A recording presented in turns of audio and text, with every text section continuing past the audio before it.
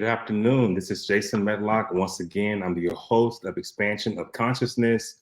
And Jassy Jackson is our guest, Reiki master, a spiritual leader. Also, she's a conscious leader as well. She doesn't have that in her bio, but she is because she works in all these different modalities. She understands the importance of the mind. She understands the importance of being in the moment. But Jassy is a wonderful, wonderful light, wonderful, wonderful spirit. We'll get to know her here pretty soon. I'm gonna bring her on, but I want to welcome you guys back to another show, and thank you. This is the last show of the year, and we'll be coming back in 2024. So I wanted to end it with a bang, and I think that we have just the right person to do it. Also, the Empowered by Consciousness, we're still doing well with it. Go pick that book up for the holiday, buy it for a friend, buy it for a loved one, a spouse. Uh, Only one reason you should do it is to feel that appetite of curiosity for the spiritual curious. You want to check that book out, Empowered by Consciousness. But Jassy Jackson, Jassy imagines a world where people are not in constant pain or anxiety, where they're able to live the present moment without guilt or worry, and to be able to dream for things that they like. So, Jazzy's teaching demonstrates the tools that can be effective, the tools that can fulfill your life and help you live a peaceful life with joy. Jazzy's hope is to enhance the human experience by introducing alternative sources of healing, divination, and healing instruments that are conducive to reaching our higher selves. With a master's in science and psychology and over 15 years as a leader, Jassy has honed in her purpose and empowered others to shine a light on their existing path. And we know that when we are able to gather a level of knowledge, whether it be from Western education or Western medicine, and when we integrate this with our Eastern learning and Eastern modalities, we're able to offer a broader package to our clients and even experience it at a higher level for ourselves. So, without any further accolades, I'm going to go ahead and bring on Jassy Jackson. How you doing, Jassy? I'm doing great. Thank you so much for that wonderful introduction. And I'm so honored to be the last guest of the season. Oh, that's awesome. And we again, you and I talked in the back office. We talked about how our schedules get packed with the shows, and we do this because we want our audience to experience different people and different methods of healing and how to overcome things. But then we get jam packed with our calendars. So I want to make sure that I cut it off early, and I can just look at the schedule for the next year. And I know you feel the same. Yes, absolutely. We're getting ready for winter, right? Ready to go inward, ready for the death cycle. So, absolutely the right move to do right now. Yeah. Okay, so you are a very, very talented spirit, light. I call it a beautiful light. And I wanted to ask you, what was the catalyst that propelled you into the world of spirituality and energy healing? What happened?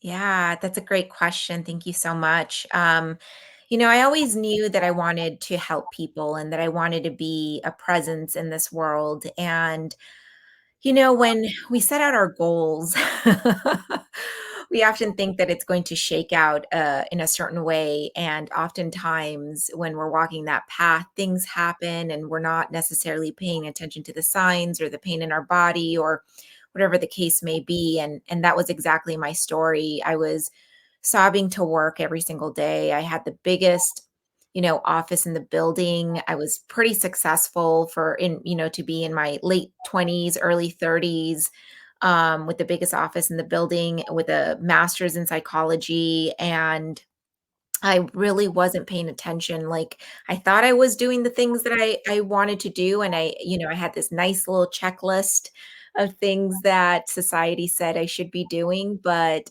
in reality, I had so much pain from head to toe. I had fibromyalgia. I had migraines every day. I was sobbing every day. And there was no real reason for it. And it wasn't until I started doing Reiki, somebody had told me about Reiki. They had experienced it at um, they went to AA, or they went to a center for to recover as an alcoholic, and that was one of their treatments. And it really stuck with me when I had my meltdown, and I started to do it consistently, and I started to remember pieces of myself. I started to have these aha moments of like, oh, this is why people stop me at the grocery store to tell me their life story. It's because that's kind of what I'm meant to do. I'm meant to be witness for people. And with my background in psychology, I'm able to pair that even a little bit more by understanding the dynamics of what happens to our mental health and what's happening from a psychological perspective, as well as like my spiritual background. It allows me to go a little bit deeper with people. And the beautiful energy of Reiki. I love that modality. It really, really helps you become more balanced. You can use it to heal certain mental aspects of the avatar, physical healing as well. It is a uh, just a wonderful, wonderful tool to have in your bag of tools. You Yeah. know, and let's get some meditation insight in. And I know you posted Beyond Meditation podcast. What are some of the common misconceptions people may have about meditation and its impact on their lives? Yeah, I feel like I wanted to start off with meditation because that was like what was guiding me. That was the thing that was in mainstream back in the day. And I think that the biggest misconception is that it looks the way that it looks, right? Sitting on the floor, cross legged, and trying to empty out your thoughts. And in this fast paced world, it was not possible for me. And so it is these days because I have a lot of practice. But what I didn't know was that there are so many different types of meditation. When you go out on a run and you are either walking in nature or running in nature, oftentimes that is a form of meditation because you're not necessarily thinking about work, you're not necessarily thinking about your everyday thoughts. You're out there appreciating nature and, focusing on the task at hand. You could do something as simple as, lighting a candle and staring into that fire. Yes. That meditation in itself. The other one that I really like to give as an example is if you are a cook, if you love to cook, when you're chopping your onions or chopping your carrots, that's another form of meditation. The point is to uh, invite thoughts in, but to bring your thoughts down into your body and then see what comes up. Like hush down the everyday chatter of like, oh, my to-do list, so I have to get eggs or whatever the case may be. Having this like practice of just bringing those thoughts into your body and then allowing for whatever comes up to come up, because that's usually what your body or your soul wants to kind of discuss or call attention to. And then just like you, I wish I would have started off with meditation first. I came back to meditation because I knew I needed it to be proficient in other modalities I was working in. Meditation is the base of when you prepare to do Reiki or when you're doing Reiki. Meditation is the base when you start to do EFT tapping, or when you start to do any type of hypnosis or any type of, um, even if you're doing mindset training, or sitting with getting ready for hypnosis. And I'm a hypnotherapist. I use a relaxing form of conversation and taking them through a journey. So I love meditation. I settled in on becoming a transcendental meditator, and we use the mantra to quieten the mind. And we do invite those things in, just like you said. We invite those outside um, things in the world or whatever comes to mind, and we don't suppress them. We let them be, Mm-hmm. and as we let them be, they fade away, Mm-hmm. and that stress moves out of the body. as the thoughts start to fade away. So we invite thoughts, and I smiled a little bit when you said that. And one of the things about meditation is connecting to the higher self, and that's another level of how to use meditation. And you speak about the higher self in a lot of your work and some things that I've read. Can you explain the concepts of the higher self and how does it begin the journey to connect with all aspects of yourself? Yeah, that's such a great question. I love talking about the higher self because when I first started to realize that I had a higher self, it really allowed me to connect a little bit deeper to spirit and be a lot more sensitive to my own gifts. And the way that I like to describe the higher self is the version of you before you had any human experiences. It is the purest version of your essence. It's the purest essence of who you are. And so if we tend to imagine a blank canvas of like who we really are without having the trauma or, the childhood that we had, or even, you know, anything in recent past that may have affected us on a personal and soul level, if we go back and look at that version of ourselves of who we really are internally, and we start to merge that with ourselves, we start to really reconnect with the inner being of who we are.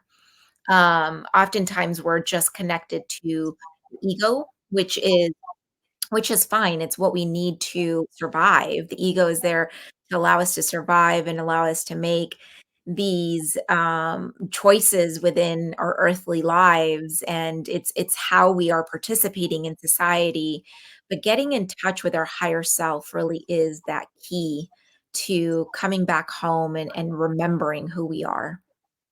So, Jazzy, how does one begin the journey to connect with this aspect of themselves? Yeah. I think that acknowledging it, just by purely acknowledging it and being open to that possibility, I think you start to kind of feel it within you inside of like, I like to think of it, it's like at the bottom of my heart, like right where my solar plexus begins. I oftentimes take people on a journey through meditation. I actually have a meditation on my YouTube channel called Higher Self Meditation. And Yes. you can actually through meditation meet your higher self. And what I like to tell people to do is to often merge with your higher self, because you're carrying a piece of your higher self within your being, and you're able to operate from that space. And I notice that when I do set that intention every morning that I'm operating from my higher self, I tend to have more of an open heart. I tend to have more compassion and more self-love, and I tend to make decisions at a slower pace because I'm a very fast-paced person. I make decisions very quickly. I'm a manifesting generator. So, I'm always on the go.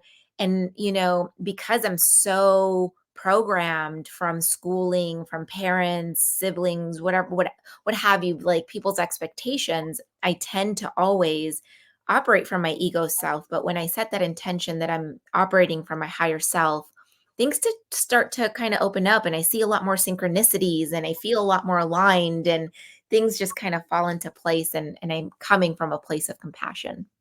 And when you mentioned the meditation you have on your YouTube channel, in the book, I have a meditation that connects you with the higher self, connects you with spiritual beings, connects you with loved ones. So these meditations are prevalent out there, and I say that for the audience. If you want to connect, there are certain practitioners that have it out there for you for free, and to show Mhm. you how to do this.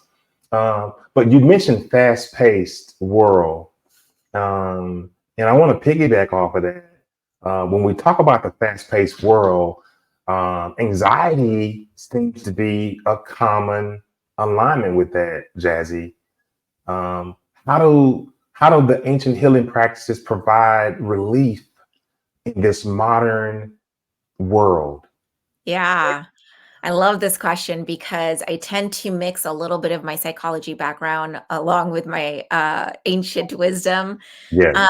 So I had a very, very good therapist that once told me, anxiety always comes up when you're living in the future, when you're worried about what's next, when you're worried about, what's going to happen, what's the next step, what's going to happen tomorrow, what's going to happen next year type of situation. Depression usually comes up when you're living in the past.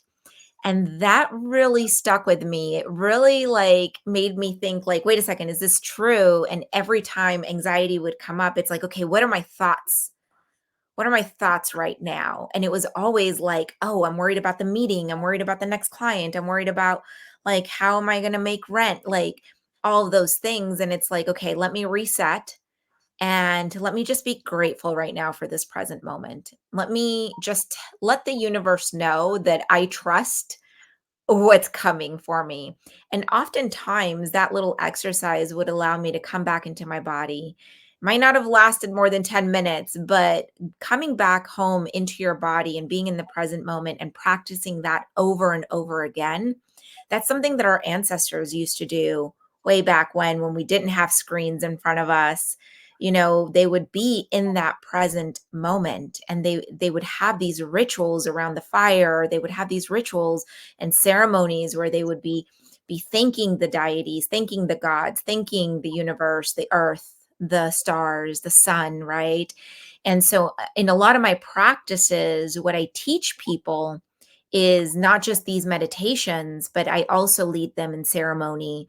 Or, winter solstice is coming up December 21st, and I'm going to have this whole virtual ceremony where we're going to celebrate 2023. We're going to write about our shame, our guilt, our worry, and let that stay here in 2023, and also celebrate all of our amazing things. And we're going to do that through ritual and ceremony, which are things that our ancestor used to do before we evolved into this technology space that we're in. Awesome. You speak also about the role of divination. How do you see the role of divination in today's society? And, has it helped you personally, in your own journey?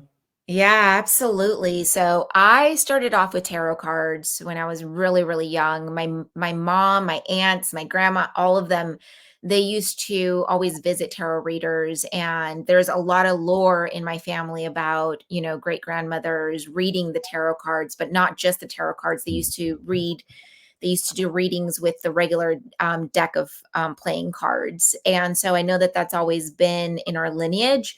But, anybody can learn the tarot if that's what you are attracted to. I often tell people, like, look at the pictures. Are you attracted to the pictures? Are you trying to solve what's going on in the pictures? Because that's really what intuitive tarot is all about. And then later on, I learned about pendulum. The pendulum is such a beautiful divination tool where if you're looking for confirmation from spirit, that's a great tool to use. And I actually have a video also on my website, in my blog, about pendulum. And I teach you how to actually, it only takes 5 minutes. And it's also a way to lean into your mediumship and lean into your relationship with your spirit guides. Because you've heard of muscle testing, and you can use your own body as a pendulum, and that's another way that you can communicate with spirit. I'm I'm glad you said that because I was gonna wait until you finish, but when you said muscle testing, the first thing that came to my mind was the sway test. Mhm. Yeah, Yes, totally. The sway yes. test. You can absolutely look that up. Muscle testing, you can look it up as well. I have a friend that literally does it with a finger. She'll ask a yes or no question. And if it's a yes, right, it won't, you can't go through it. But if it's a no, like your hand will give. And I thought that was so interesting. I was like, I'm gonna try that. I was like, that's a great way instead of me trying to like sway myself in middle of a grocery store or something like that. But I think it's such a great tool. I mean, even like tea leaves, like I tried doing tea leaf reading. I was like, this isn't for me. So I ended up moving on, and now I'm learning how to do bone throwing. But There's so many different types of divinations. I would tell people to, if you're looking for a deeper connection with spirit, if you're looking for a deeper connection to your higher self, and you're wanting to learn these things, it's not just the tarot, or oracles. You can absolutely do tea divination. You can absolutely do bone throwing. You can do pendulum. There's so many different types of divination. It's all about experimenting and see what calls, and to listen to what calls to you. It's fascinating how you're able to mix and match the modalities, using psychology, and this meeting up with spirituality. Just the mix of those two. And should I say that, the master's is in psychology. So you are very, very proficient from both aspects of understanding. So how did you bridge the gap between traditional psychology practices and spiritual healing methods? Because you appear to be well versed in both. And having you as a teacher or as a guide has to be absolutely awesome. Thank you. Yeah. I look at it as being a very holistic teacher, because I'm so ingrained in like the science aspect of things. Because when I started off with the Reiki, I was like, okay, wait a second. This is a little bit too woo woo for me. Like, I need to understand the science behind it. And so I started to dig in, and I started to really look at different journals, at different experiments, at different types of information that was out there. And there's a book called Eastern Mind, Western Body, or Eastern Body, Western Mind. And it's such a beautiful piece of work, because it really does bridge the science behind the chakras, the science behind Reiki, the science behind energy work itself. And so I take the studies that I had in the university, and I'm really able to hold some deep space, because what I find oftentimes with people that have just a Reiki certification, I know that they're out there doing the good work, but the missing element is what we call in curanderismo, what we call la plática. And la plática really is something that is embedded in all of in therapy itself. It's why therapy is such a huge field, because just talking about your problems, just bouncing it off someone, and really having someone that knows how to actively listen and knows how to hold space for that person is healing. Telling your story over and over again is healing. Having somebody witness who you are and what you're going through in this world is pure healing. And to pair that with the energy work and channeling the Reiki energy, or the shamanic energy, alignment energy, guided energy medicine energy, it allows me to really provide a holistic kind of service, because I'm pairing kind of some of the cognitive things along with the energy work. And it just strikes a chord in my mind of ancient meets modern. And that in itself is an interesting topic, an interesting statement. So how do you strike a balance between the wisdom of ancient spirituality traditions and the demands of our modern lives? Um, I laugh We have time. because We have time. I I still try to figure out that balance, because there are times, for example, in the last year, I really dove into this program where I was apprenticing with a shaman, a shamanic practitioner, and I was learning, the indigenous ways. And it really took me to one side of the spectrum where I was really deep in the spirituality. I was really like kind of off in the clouds, if you will. And there were several times where I was just pulled back into like the 3D world, the everyday world, and seeing like feeling really feeling that vibration and being like, "Oh my God, Like, okay, I've been off in the clouds. Now I really have to pay attention to this. And then I'm like back swung into the other side of the pendulum.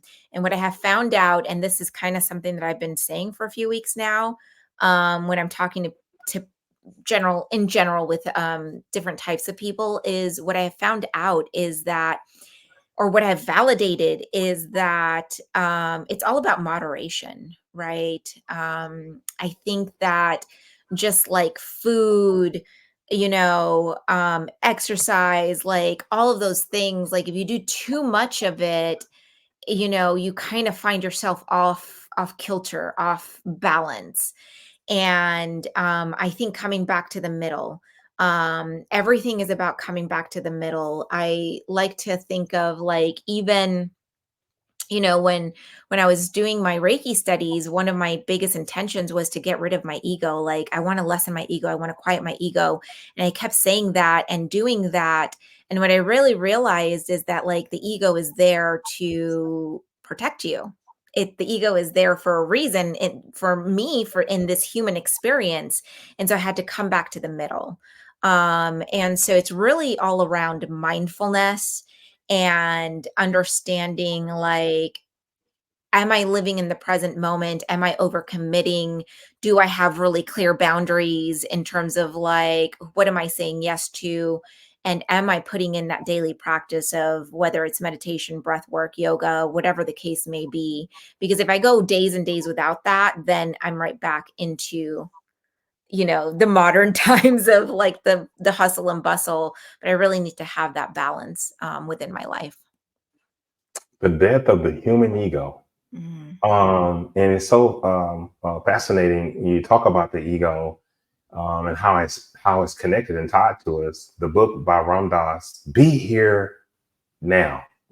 And I think that maybe you and I talked about this book before. It's a blue book, and on the inside of it, it's almost like, the grocery paper type paper. Mhm. Everything is written on that paper. It's a beautiful book, Jazzy. Be Here Now. And it talks about the death of the human ego.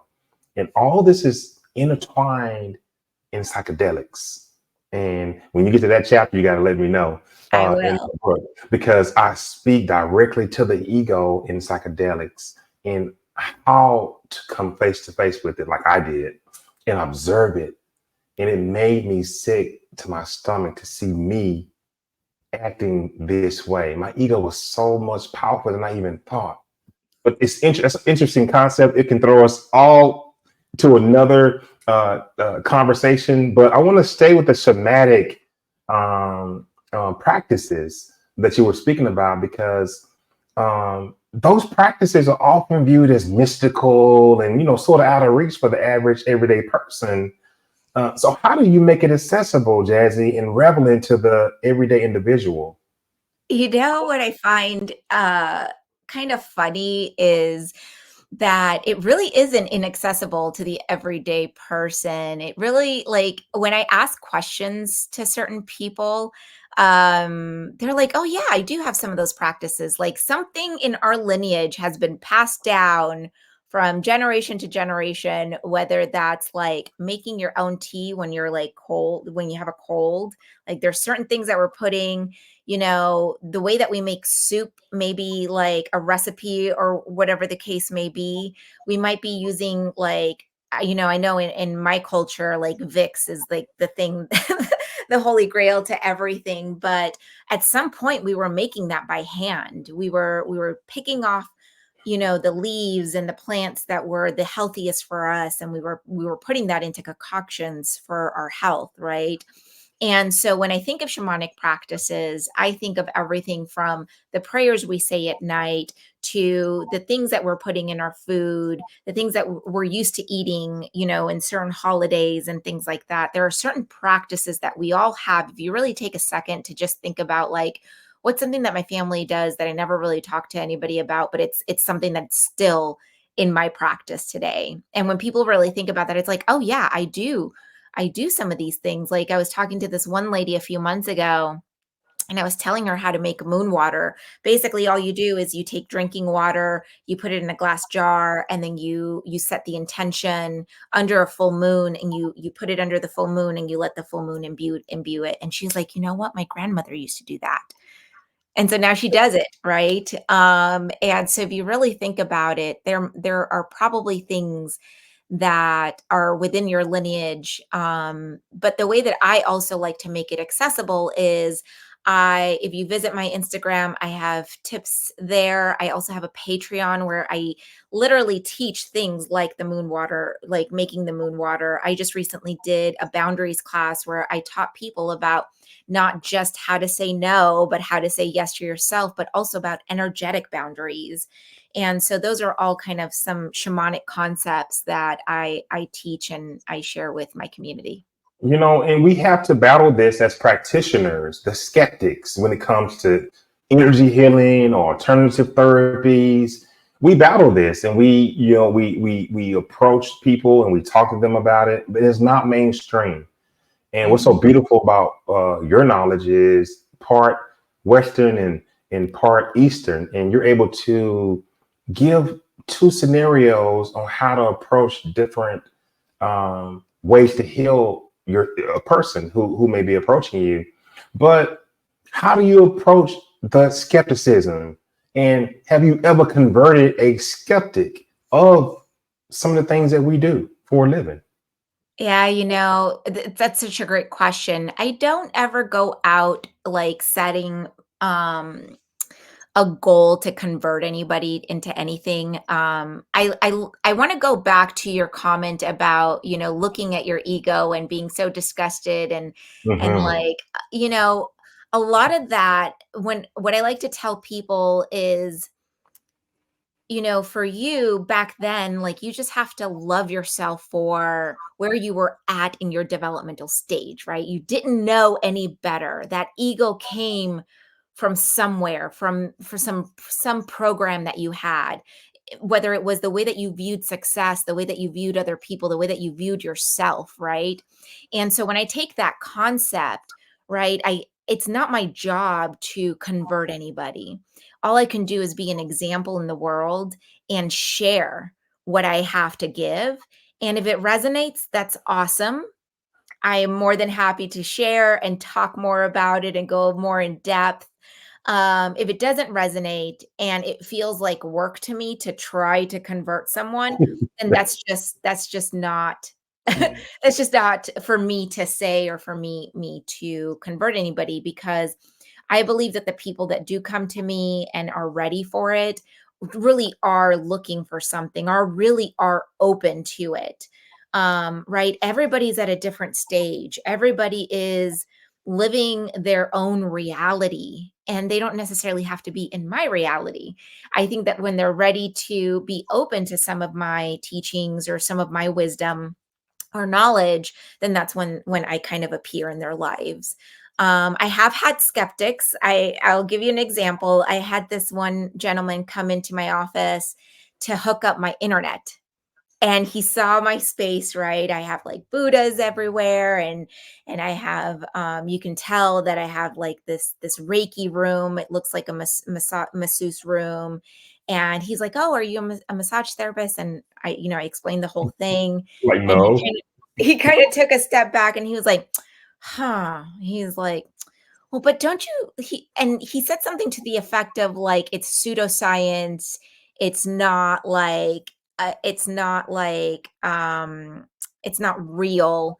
And I said, yeah, but when people come to see me, they feel so much better and their angst and anxiety go away. And so isn't that kind of the point of going to see somebody anyways? And he was kind of like, oh yeah. He's like, I guess if it is a placebo effect, and it works, then I guess. And so I wouldn't say I converted him, but one of the things that he did say before he left was that he was going to contact his girlfriend's friend who started doing Reiki to kind of investigate this more. So I planted a seed, which is always my goal. Like, I'm going to plant a seed.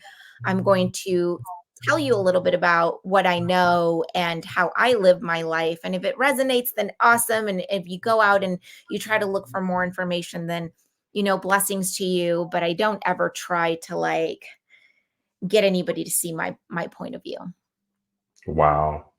It's all about inner harmony when you are practicing and working in these modalities. And when people come um, to you with their own paradigm of the way they see things because of their construct or how they grew up, you could say something subtle to sort of jog their memory or to intrigue them, or they're just not ready. But Yeah. with someone with your diverse knowledge, from shamanic practices to Reiki, if someone were to start their own journey towards inner peace, like today, what would be the first step, or what would be the first practice you would recommend to them?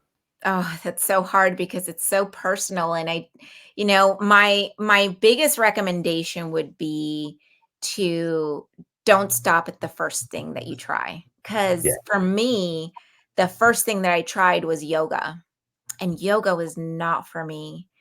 I had so much pain in my body, and I said, okay, well, spirituality is not for me. And then I was like, okay, well, let me try meditation.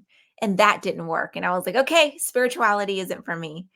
And then I tried Reiki, and I saw so many colors behind my eyes, and I got to get in touch with my inner being, and I felt all the stress and anxiety melt off of me. And I said, okay, I think spirituality is for me. What else is out there? And so I started to feed my soul with breath work, divination, moon circles. My biggest recommendation is try multiple things, because something will hit, something you will resonate with something, but you will not resonate with everything. Wow. Absolutely beautiful.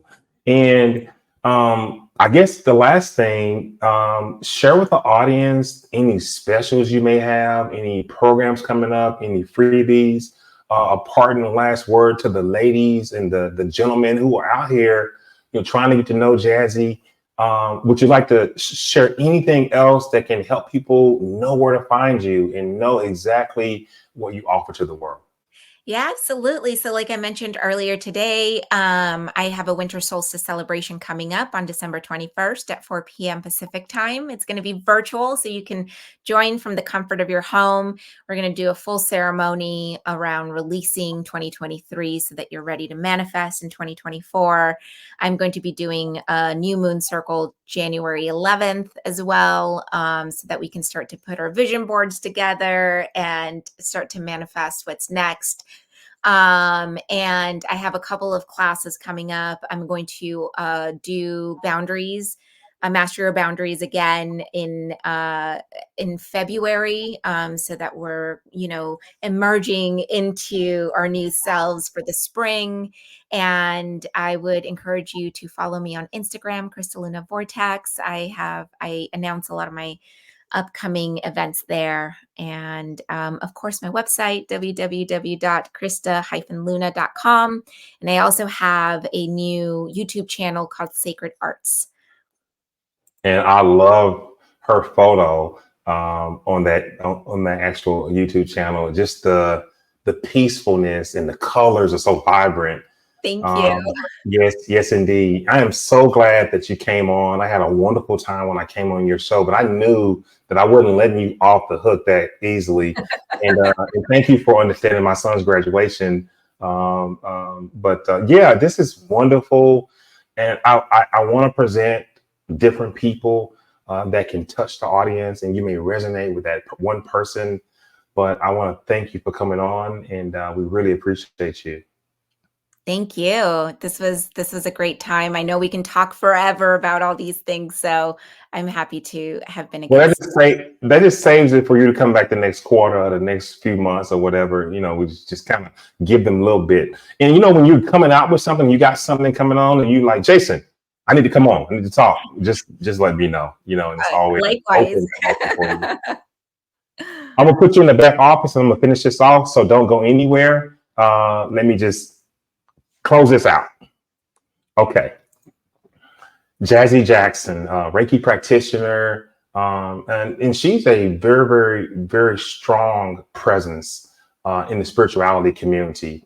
Someone who understands how to blend in the traditional psychology practices of American, Western academics that meshes with ancient tradition and shamanic practices. But thank you for allowing me to present Jassy in the things that she does and the modalities that she practices in. And the expansion of consciousness, this is what we do. We bring people on, we share experiences, we share stories, and we always have practical things that people can do to improve their lives. And I want to thank you guys for, again, logging on and clicking subscribe. We all want you to do that. Much appreciated. So we're going to close this thing out, and we'll see you the next time. Have a good day, and we'll see you soon. Bye now.